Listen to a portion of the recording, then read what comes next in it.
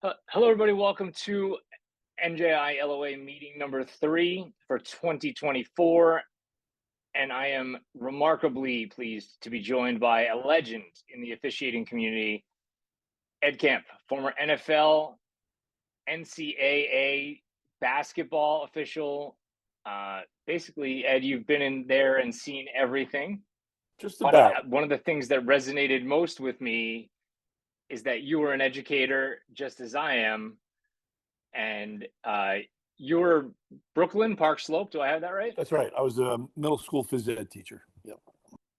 I love it. And dealing with the insanity of that on a day-to-day basis, talk to us about how that was influential or maybe not in your early days of officiating. Not sure if this is where you want to go with it, but I remember breaking up a fight in Green Bay, and it was involving the Packers and the Colts. And my one of my crewmates, I was like in my first or second year, says to me, "Boy, you did a good job there breaking those guys up." I said, "I do lunch duty every day in Park Slope, Brooklyn. I know how to handle this stuff." They're making a little bit more money on Sunday than they are on Monday through Friday at Middle School 51 in Park Slope. But yeah, well, part of it was, management, conflict management works at any level the same way, and No doubt. not only in levels, but in sports. So that's probably a good topic to talk about with lacrosse officials, whether you're working, MILL or JV games at the Montgomery High School. Which these days, a little tough on that JV schedule in Montgomery. And I could say that with confidence as I look out the window. I know that. I did a Uh, little research on you. Go ahead. oh, all right. I like it. I did a ton of research on you, so we're hopefully going to meet somewhere in the middle. Okay, don't believe any of it. Okay, except the good stuff. One of the things I thought was super interesting in your background was that you coached baseball at, and kind of jumped right in on the varsity level, and then kind of took a step backwards and coached freshmen, I think, at Old Tapan, right? So you went from varsity at Bosco to freshman at Old Tapan. Yes, and if you could see me looking back at that, I mean that's a long time ago, over 40 years ago, and I had a good reputation among the people that hired me. And I just let me be honest with you, I took the job way too soon. Like you picked out something I never had a discussion with other than some of my former coaching colleagues, but I did it in reverse order. I knew somebody and I got a job that I wasn't really ready for. And I went into the job. I mean, I didn't think that at the time, but looking back on it now, there's a natural progression, whether it's officiating, coaching, teaching, whatever. You have to start out as a, newbie and work your way up. You don't just parachute into the highest level of what you're working. You don't go from a cadet class of high school lacrosse officials and think you're going to work the state final. That's not happening. But that's what happened in my career. I mean, I wasn't in a state final, but I was coaching varsity baseball, and I had not had any prior coaching experience other than what I was coached when I was in college, and I had no experience. My first coaching job was to be the head coach, and then I became the freshman coach at Old Tapan, and then the JV coach at Northern Valley Demrich, which I stayed with, only because I didn't want to go back to head coaching due to my teaching in the city and coaching over here. Other than that, I probably would have gone back. I had some offers, but other things were in the way, and I just didn't go that way. But yeah, that's an interesting thing that I was way overmatched. I kind of made my way through it, but it's comparable to officiating. Like you just can't go in and expect to be at the best level until you pay your dues. I was interested in that also because I preach empathy quite a bit as an official on the field and understanding where the coaches are coming from.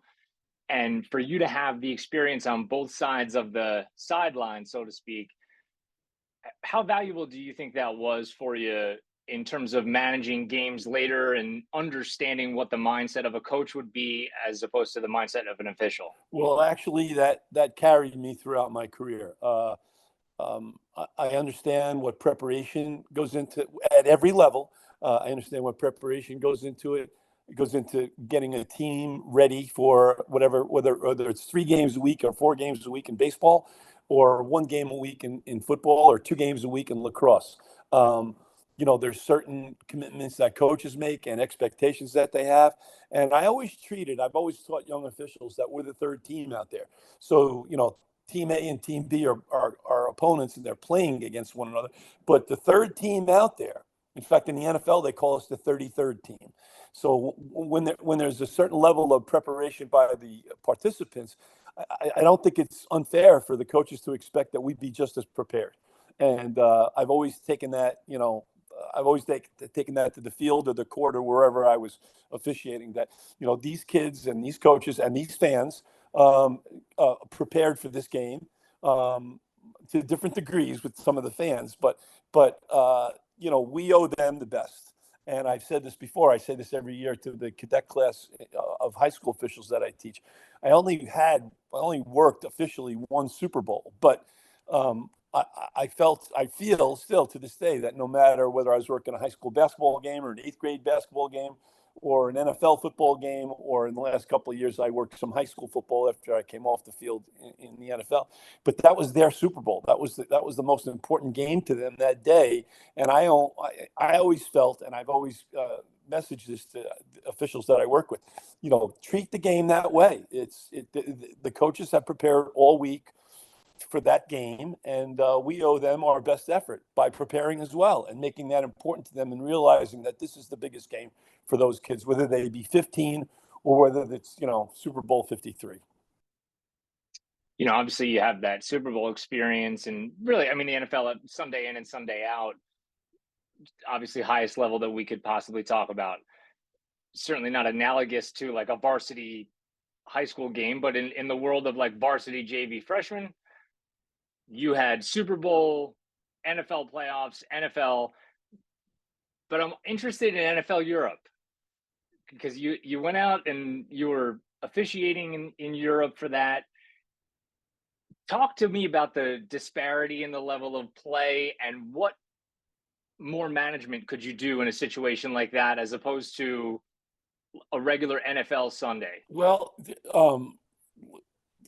that's 35 years ago, 30 years ago. And I don't know the business aspect of why the NFL was over there. They eventually landed there with 5 or 6 games a year now in NFL Europe. I'm sure it's to grow the game internationally, which you can't go wrong there.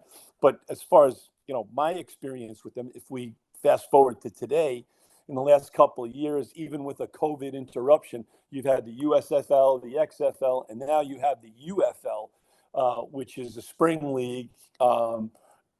In various markets around the country that possibly may be in the NFL. I don't know if that's the aspect of it, but from my standpoint, and my standpoint moving, backwards 35 years ago, the NFL used it as a training ground. The officials that were working that ball years ago, on a crew of 7, you would have at least 2 current NFL officials. So that narrowed us down to 5. And then in an effort to grow the game, they had us train, and there were already trained European officials who worked a European version of, not the NFL, but a European version of American football, as they call it over there. And what that did was afford many of us an opportunity to be, evaluated by the NFL, to learn the NFL rules, to work with current NFL officials, the younger ones in particular, that could tell us, what the route was to get there. And I worked that arena and college football, basically year round for about 5 years until I finally got hired by the league. But that's what they wanted to see. They wanted to see you kind of replicate what an NFL experience would be like, and then they would evaluate, and those are all things that are measurable. You could look at grades, and you could look at personalities, and you could look at how people handle criticism and handle pressure. And while it's not at the same level as the NFL, it certainly is a good way for them to, put the barometer out there and see, can you handle it? And in the last 20 years, I would say all of the officials that were afforded the ability to work in NFL Europe did so. And even today, that's what that's what we're using now. Right now in the springtime, most of the officials that are working are getting a look by the NFL. So, that works out both ways. And for me, the only hardship was traveling to Europe. And we only did that once every 3 weeks. But I was gone for a full week, and working that out with school, as you know, was not always the easiest thing. I was very, very lucky to have a administration that was, flexible, so to speak, with me, and it worked out. But behind me, the highways littered with heroes of people that couldn't do that in their job. And fortunately for me, even though I was in an unusual situation where I was in education, where I don't have vacation time, basically, my vacation time was the summer. But people in private business were able to use vacation time, or they own their own business. It's a little different animal, as you know, trying to pursue something like that, and go to Europe during the school year. It just didn't work out. And to this day, I'm still appreciative of the principal that I worked for. He was a good guy. One of the things I think that, all your years of wisdom and the interviews I've read and things I've seen, the game management aspect of things and your ability to kind of connect with people, it just seems almost instantaneous. And the goal in a school game, hey, we don't want to have a fight. We want to keep the kids safe. A lot of things that you can do in those situations where you might call a quote unquote softer foul in a game where the disparity is big, to keep everybody safe. And obviously not that way in the NFL, because you're getting graded so harshly on a week in, week out, play to play basis. Tell everybody what that grading system is exactly like in the NFL, and where do you feel like we are in society, like in terms of like video replay. I feel like at times hamstrings us, because we're trying to manage a game at the JV or varsity level, and then all of a sudden the coach wants everybody to look at video and look, this should have been called. And I'm always like, well, what was the time, score, and temperature of that game? Yeah, so, and obviously things you can't do in the NFL. So tell everybody about that. Well, you're exactly right. As far as officiating at any level, you need to put your toe in the water and find out where the game's going, and that's dictated usually by the participants. So much of what we heard in the last couple of weeks with the NCAA basketball, they interjected themselves. Well, sometimes we have to do that. Sometimes, let them play. Let them play till it becomes what? Till it becomes, a safety issue? Does it be? So yes, I still feel that even as a teacher now, I'm off the field, but I always was much better at game management and feeling those things. So yeah, if you have a 9-goal differential in a lacrosse game, or a 2-point differential in a basketball game, or a 40-point differential in a basketball game or a football game, there's different ways to officiate that. And you touched on it right away. It's particularly important to make sure that our job is to keep the game safe, especially those of us that are in high contact games. So heavy contact games, where it's not just a collision here or there. There's contact. There's legal contact and there's illegal contact. And when the safety aspect, we cross the line and things become unsafe, then it's our time to swoop in. Here's the difference, though. You mentioned JV, and I've been with the NFL now for almost 30 years as an on-field official and now a coordinator of officials. But the thing is, the same expectations, the same video are there, and it's a little bit different, on the JV level. On the JV level, we're new coaches, we're new players, and we're new officials. And when I went back from being a varsity coach to being a freshman coach or a JV coach, my players would say to me, you never yell at officials. Well, obviously, I'm not going to do that anyway, because most of them knew me from other sports. But, I said, listen, this little knucklehead who was like 14 years old. They said, listen, they're new, you're new. And even though I've been around a little bit, I understand where we are here on this freshman game or this JV game. And, they're going to make mistakes. And I felt this 30 years ago, that if we criticize those, we're going to lose good people. you know, and that's happening. You know, I'm not a soothsayer, but what I predicted happened. Like, we just got too tough on people, and of course, video, social media, all of that plays into it, and it makes it very, very difficult on all levels. Now, I say this all the time.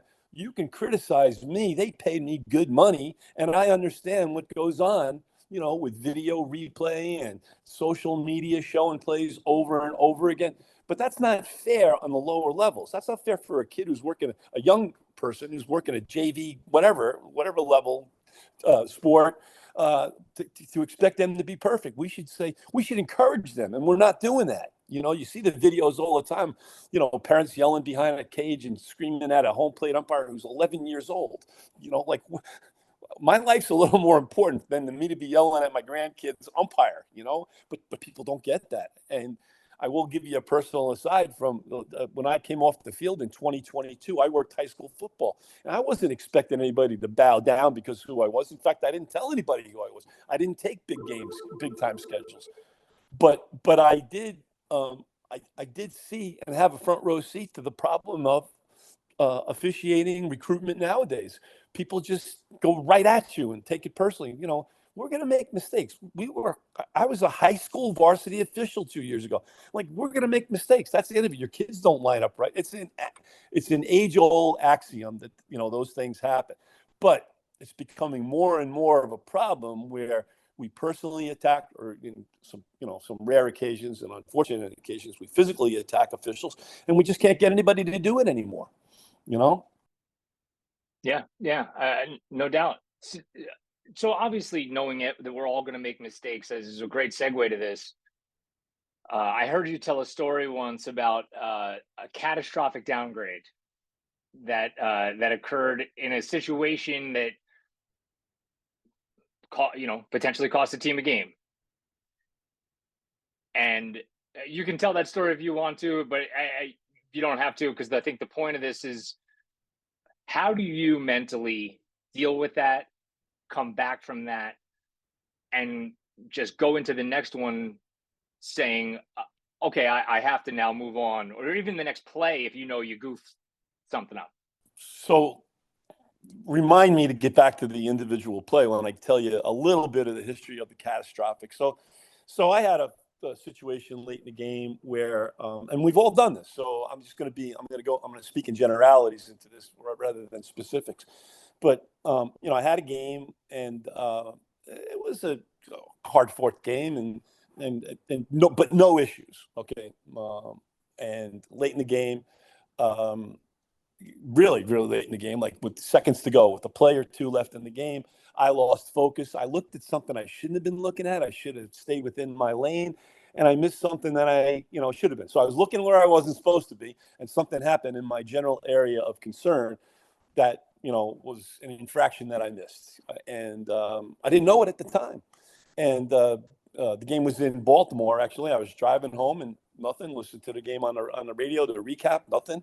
And the next day, I was in school. Monday, I was in school. My son called me. He's a, you know, young college guy, and he was into social media and tracking, you know, at the time, Twitter. And he said, "Hey, what happened yesterday?" And I went, "What do you mean?" And I said, "Well, they're saying that you guys missed something." And I went, "Well, I don't know." So I called my crew chief, who lived in California, and another educator. And I said, "What happened?" He went, "Yeah, I was just about to call you." He said, "So-and-so, this happened." I went, "Oh my God." So that was on Monday. So we had to deal with it on Monday. And then Tuesday, we get, you know, an evaluation from the supervisor. And I knew it was coming. They were going to, you know, downgrade me. And I didn't know at the time that they had invented this new category called catastrophic downgrade. Well, I found out quite quickly that I was the first one to enter into that, you know, portal. And I'm laughing now, but I wasn't laughing then. But the thing is, that was a big mistake.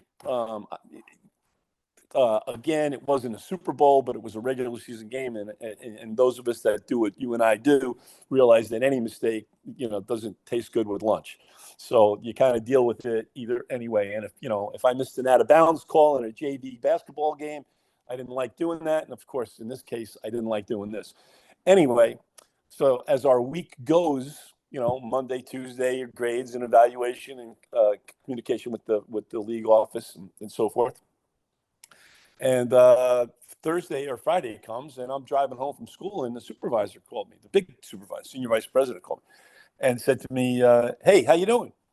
And I went, "Fine."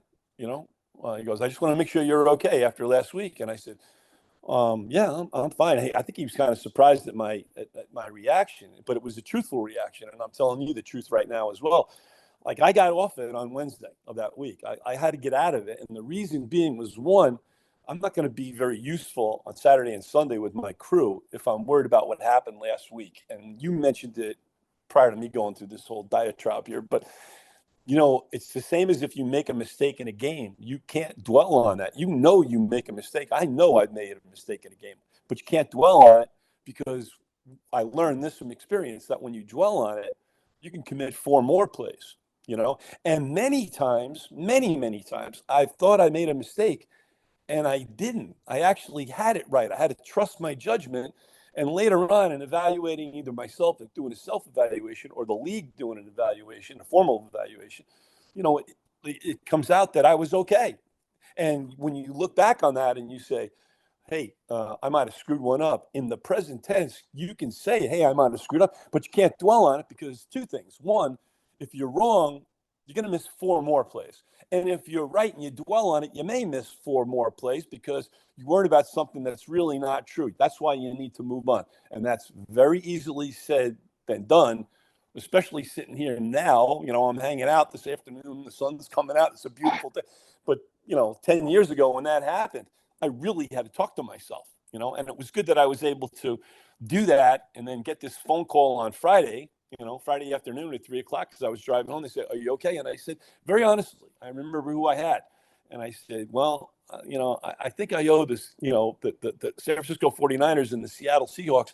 I think I owe them my best job this Sunday, and not be dwelling on what happened. Otherwise, it's going to happen again." So very easily said than done at my juncture in my career. But if I can pass something on to the young people that'll hear this, you got to move on from your mistakes or perceived mistakes.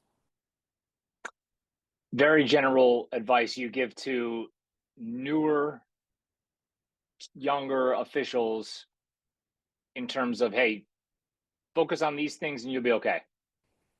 The number one is, for younger officials, uh, they need to formulate a strong bond, and formulate a strong base of basics. That's kind of redundant, but basics.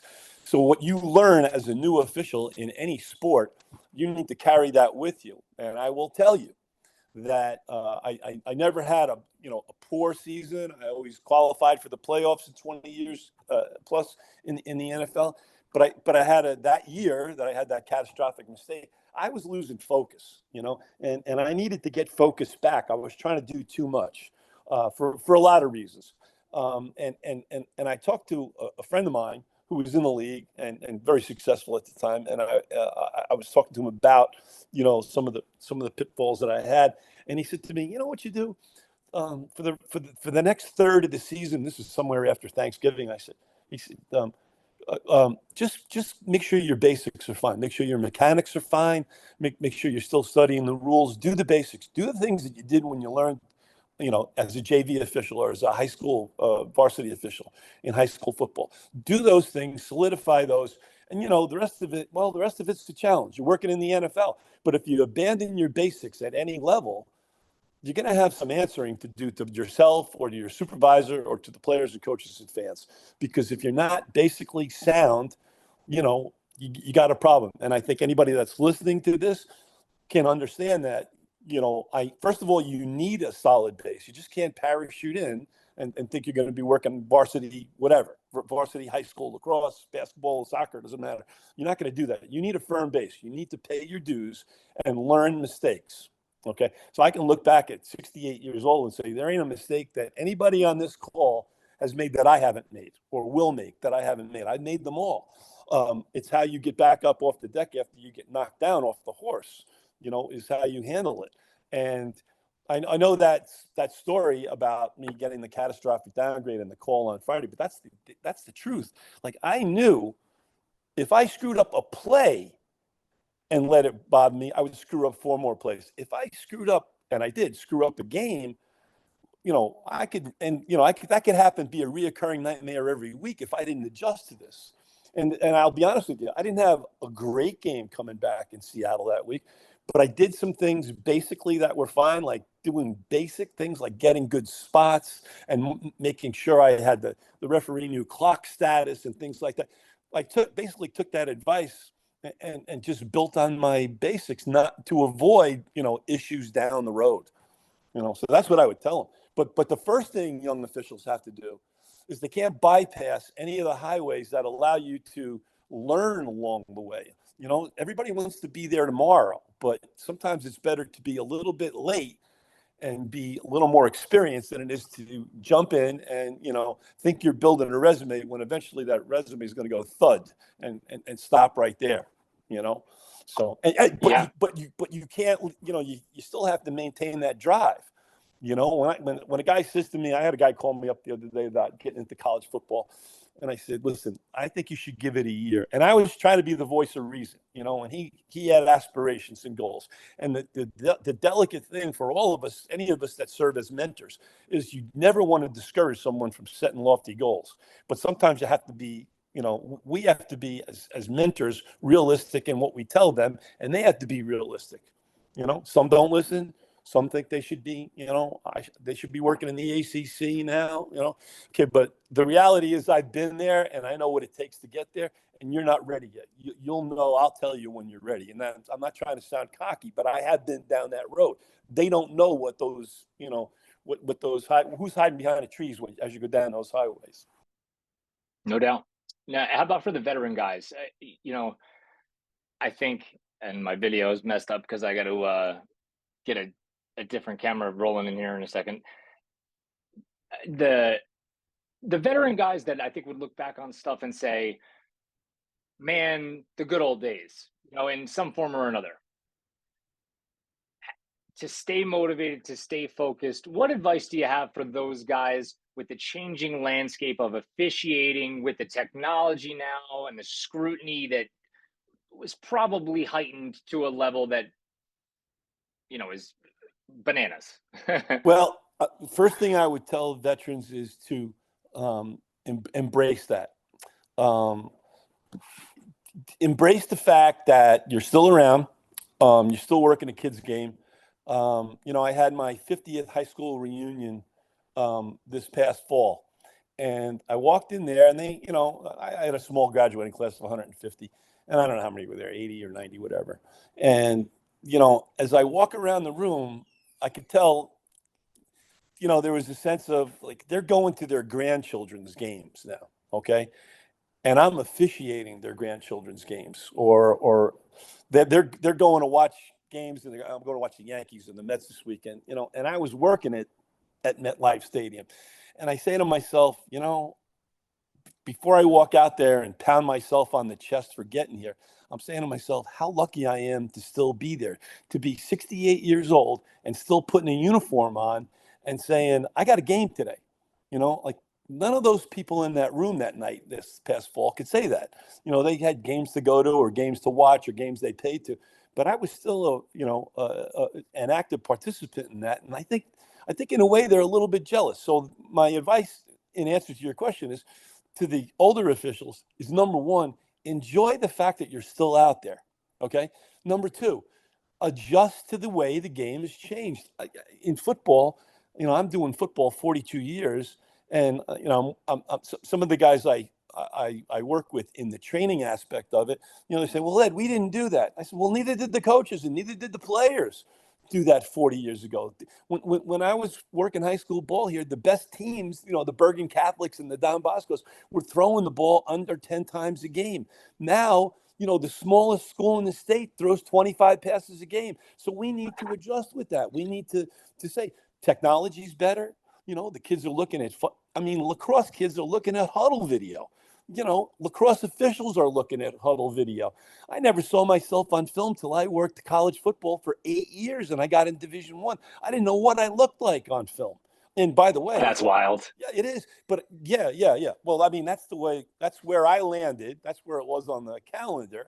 And that's all changed now. All the videos out there. And if, you can get it one way or another, you can get it on Facebook too. Some grandma's not happy with a cross check you called or me for a false start that I called. But, but you need to embrace that and kind of adjust with that. It's no different than teaching.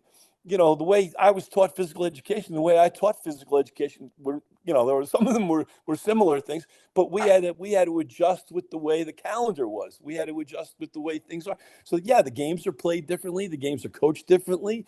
The games are evaluated differently. Equipment's better. All those things have to go. So as a veteran, you have to do that. And the last point of this is this. This is what got me better. On the first day that I taught school, my assistant principal came in to me and said, "You think you know the subject now because you're hot and you're right out of college and so forth." He said, "But you're going to learn. You're going to know your subject better as you become a teacher."